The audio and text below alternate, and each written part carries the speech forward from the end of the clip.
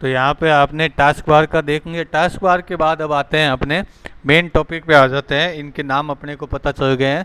अपने main topic पे आते हैं कि इसमें किस तरह का कार्य जो है वो किया जाता है। तो आज अपने जो होम टैब है उसके अंदर जो ये कमांड्स आती है पेस्ट, कट, कॉपी, इनके बारे में, तो इनके बारे में आज अपने सीखेंगे। आज ज़्यादा प्रैक्टिकल नहीं करेंगे, अपने कम से कम प्रैक्टिकल एक बार शुरुआत में अपने कम करेंगे, ठीक है ना।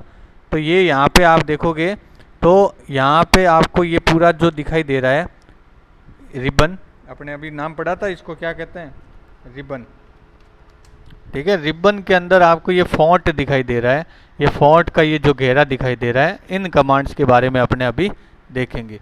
तो यहाँ पे आप देखोगे तो यहाँ पे जो आप लिखते हैं उन्हें क्या कहा जाता है, टेक्स्ट कहा जाता है। क्या कहा जाता है, टेक्स्ट कहा जाता है, ठीक है। तो टेक्स्ट जो है वो, इसको अब एक बार मैं एक पैराग्राफ लिख लेता हूँ, फिर आपको प्रैक्टिकल करा देते हैं। एक बार कुछ लिखा हुआ हो उसके बाद इसका प्रैक्टिकल करेंगे तो ज़्यादा समझ आएगा। तो ये आपके सामने जैसे लिखा हुआ है, ठीक है। तो ये अब आप ये जो लिखा हुआ है इसको क्या कहा जाता है, इसको दो नाम आप कह सकते हो। इसको आप कह सकते हो एक तो टेक्स्ट, क्या कह सकते हैं इसको, टेक्स्ट, ठीक है। टेक्स्ट के साथ इसको क्या कहा जाता है कंप्यूटर की भाषा में, फॉन्ट। क्या कहा जाता है, फॉन्ट। आप ये फॉन्ट नाम ध्यान रखेंगे कि फॉन्ट कहा जाता है इनको, ठीक है। जैसे आपकी लिखावट थोड़ी अलग है, मेरी लिखावट थोड़ी अलग होगी, आपके किसी पास के दोस्त की जो लिखावट है, हैंड राइटिंग है, हैंड राइटिंग जो है वो डिफरेंट होगी, ठीक है। तो वैसे ही कंप्यूटर की हैंड राइटिंग को क्या कहा जाता है, फॉन्ट कहा जाता है, ठीक है। तो ये फॉन्ट जो है वो कंप्यूटर की हैंड राइटिंग है। तो इसको अगर आपको चेंज करना हो तो आप क्या करोगे, यहाँ से चेंज कर सकते हैं। ये इतनी तरह के कंप्यूटर के अंदर फॉन्ट आपको मिल जाएंगे, ठीक है। ये दिखाई दे रहे हैं आपको, इतने तरह के आपको मिल जाएंगे। तो अब आपको इसको चेंज कैसे करना है, ठीक है। अगर आपको ये चेंज करना है तो इसको आपने चुना, तो ये चुन कैसे रहा हूँ मैं, सेलेक्ट करने को चुनना कहा जाता है। इसको आपने चुनने कैसे चुना, आपने माउस का जो आपका बटन है, लेफ्ट बटन, इसको दबाते हुए अगर आप चुनोगे तो ये चुना जाएगा, ठीक है। इसको चुनने के बाद अब आप यहाँ से कोई भी फॉन्ट जो है वो अप्लाई कर सकते हो। जैसे मैंने ये अप्लाई कर दिया तो ये फॉन्ट चेंज हो गया, दिखाई दे रहा है। देखो इनका नहीं हुआ, इसका नहीं हुआ, क्यों, क्योंकि अपने इसी को चुना था इसलिए इसका हुआ, ठीक है।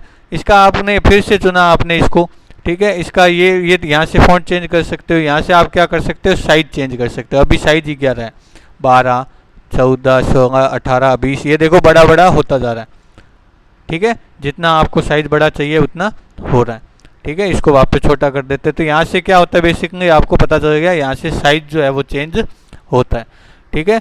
यहाँ से आप इन दोनों बटन से भी साइज को बड़ा या छोटा कर सकते हो। इससे भी बड़ा होता है, ठीक है। इससे भी वापस क्या होता है, आपका छोटा होता है। तो यहाँ से आप सीधा कर सकते हो और यहाँ से भी आप कर सकते हो, दोनों तरीके से आप काम कर सकते हो, ठीक है। ये तीन हो गए अपने। अब आते हैं अपने नेक्स्ट के ऊपर। ये BIU आपको दिखाई दे रहा है। तो आप किसी भी, ये जो फॉन्ट की कमांड है इसको आप तभी अप्लाई कर पाओगे जब आप किसी टेक्स्ट को चुनोगे, ठीक है। अब इसको मैंने यहाँ तक चुना है, ऑन से लेकर टेबल तक, ठीक है।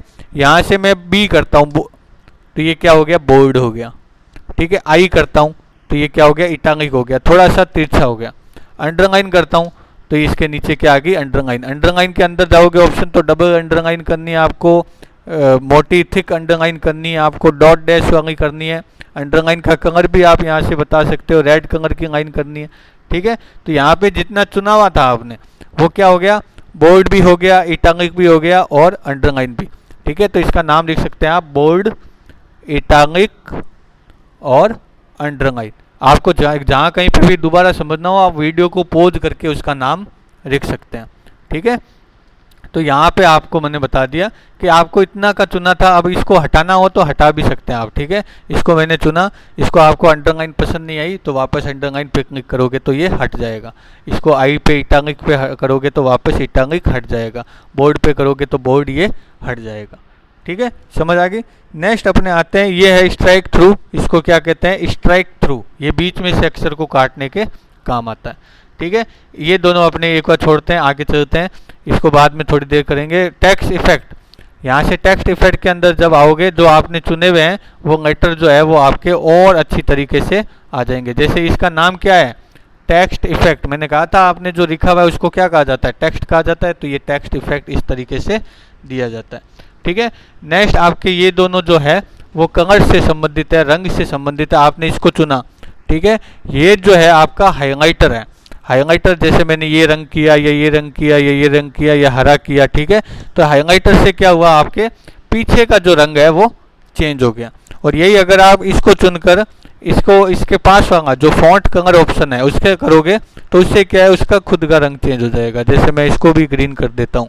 ठीक है, तो यहाँ पे देखो इसको भी मैंने ग्रीन किया है इस ऑप्शन की सहायता से, और इसको मैंने ग्रीन किया है इस हाइलाइटर की सहायता से। तो हाइलाइटर क्या करता है, पीछे का रंग चेंज करता है, उस फॉन्ट का कलर जो है वो ब्लैक ही है आपको। ठीक है ना, और यहाँ पे अगर आप देखोगे तो ये आपको ग्रीन दिखाई दे रहा है, ग्रीन दिखाई दे रहा है, पीछे का रंग जो है वो वाइट ही है। तो फॉन्ट का कलर चेंज करना हो, जो लिखा हुआ है उसी का कलर चेंज करना हो, तो इस ऑप्शन का यूज किया जाता है। ठीक है, इसके बाद अपने इस पे आ जाते हैं, इसको कहा जाता है चेंज केस। चेंज केस का मतलब क्या है, इसको एक बार अपने फॉन्ट को दोबारा सही कर लेते हैं, एक जैसा कर लेते हैं। ठीक है, अब यहाँ पे अगर आप देखोगे इसको, अगर आपको फॉन्ट को ये जो लिखा हुआ है यहाँ पे हर वर्ड जो है उसको अगर कैपिटल में लिखना हो तो यहाँ पे आके आप क्या कर सकते हो, अपर केस, अपर केस हो गया ये, ओवर केस भी कर सकते हो इसको, ओवर केस से सारे क्या हो जाएंगे, छोटे। यानी आपको लिखने के बाद भी कहा जाए आपको इसको कैपिटल में लिखना था तो आप इसको चुनकर क्या अपर केस और ओवर केस कर सकते हो। ठीक है, सेंटेंस केस में करोगे तो क्या होगा, आपका फर्स्ट अक्षर जो बड़ा हो जाएगा, यानी एक वर्ड का फर्स्ट कैरेक्टर जो है वो बड़ा हो जाता है, फिर जहाँ पे लाइन खत्म होती है उसका अगला अक्षर बड़ा हो जाता है। तो सेंटेंस इसी तरीके से रखा जाता है, एक सेंटेंस कब खत्म होता है, जब फुल स्टॉप आ जाता है। ठीक है, तो इस तरीके से ये काम करता है। सेंटेंस केस हो गया, आपने कैपिटल ईच वर्ड करोगे तो हर एक वर्ड जो है, वर्ड कौन सा है, यू एक वर्ड है, कैन एक वर्ड है, इजी इजीली एक वर्ड है, चेंज एक वर्ड है, ये सारों का पहला अक्षर जो है वो आपको बड़ा दिखाई दे रहा है। ठीक है, तो इस ऑप्शन से ये काम कर सकते हो। नेक्स्ट अपने ऑप्शन आ जाते हैं इन दोनों के ऊपर। ये दोनों क्या काम आते हैं, इनका आप नाम लिखेंगे, ये सुपर स्क्रिप्ट है और ये आपका पास वाला सब स्क्रिप्ट है। ठीक है, तो ये सुपर स्क्रिप्ट आपका क्या करता है, ये आपने जैसे ये 2 लिखा, ठीक है, 2 के ऊपर 2 लिखना है तो आप इसको अप्लाई करोगे, अब आप ऊपर लिख पाओगे। ठीक है, वापस इसको हटाओगे तो बराबर में लिखा जाएगा। ठीक है, आपको नीचे लिखना है तो इसको अप्लाई करोगे, अब इसके नीचे लिखा जाएगा। तो ये मैथ का जो अब अपने का काम करते हैं तब इसमें यूज में लिया जाता है।